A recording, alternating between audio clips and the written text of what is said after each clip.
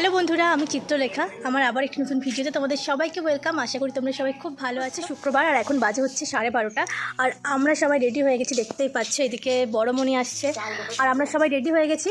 আর আমরা যাব হচ্ছে আজকে একটা মন্দিরে। আজকে তো রাস, তোমরা সবাই জানো, আর সেখানেই আমরা যাব আজকে রাধাকৃষ্ণের মন্দিরে। তারপর চলো, তারপর ওখানে গিয়ে যা হবে তোমাদেরকে সবটাই দেখাবো। আর এই যে বড়মণিও রেডি হয়ে গেছে একদম। টাটা, যাচ্ছি। টাটা, যাচ্ছি। আমরা সবাই বেরিয়ে পড়লাম সবাই মিলে একদম সাঙ্গ পাঙ্গ নিয়ে। এই দেখো চললো সবাই, এই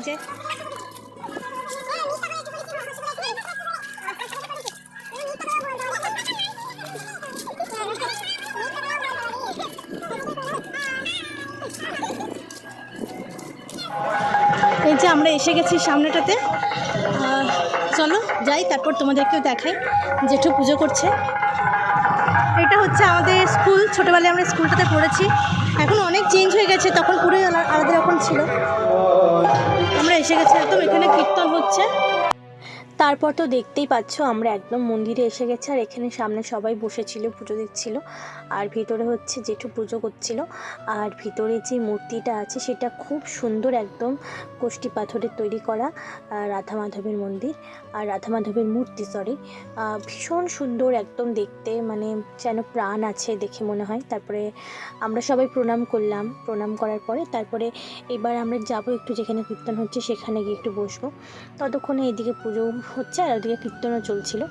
তারপরে দেখো আমরা এখানে কীর্তনের এখানে এসেছি। এবারে আমরা এখানে একটু বসে কৃষ্ণ নাম শুনবো আর কি।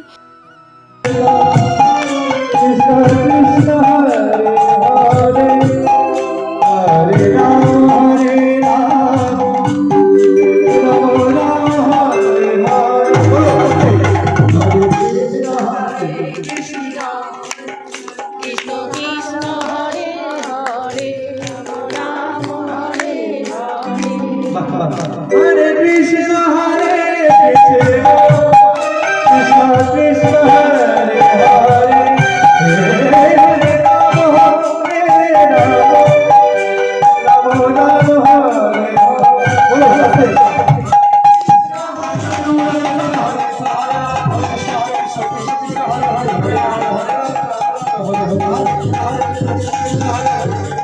নাম সংকীর্তন তো আমার খুব ভালো লাগে, কার কেমন লাগে আমি জানি না, তবে আমার বেশ ভালোই লাগে। তারপর দেখো কীর্তন এখানেই শেষ হয়েছিল, তারপর শুরু হয়েছিল আরতি।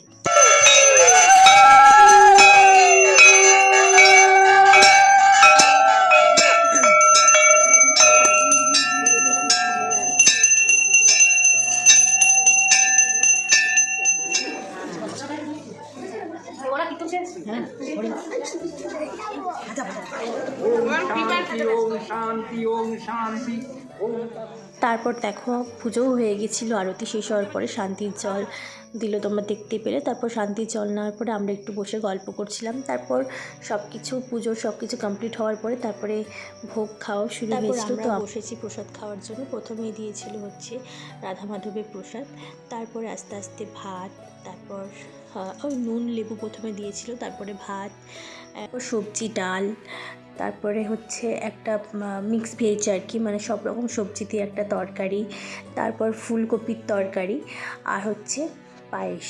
তো তারপরে দেখো সবাই খেতে বসেছি। আর তারপর খেতে বসে সবাই মিলে নানা রকম গল্প করতে করতে ঠাকুরের প্রসাদ খাচ্ছিলাম, বেশ ভালো লাগছিল। আর পিছনে সবাই দাঁড়িয়ে আছে, তারপর একটার পর একটা ব্যাচ বসবে বলে। আর সেরকম গরমও ছিল না, কারণ এখন তো একটু ঠান্ডা ঠান্ডা পড়েও গেছে, বেশ ভালো লাগছিল।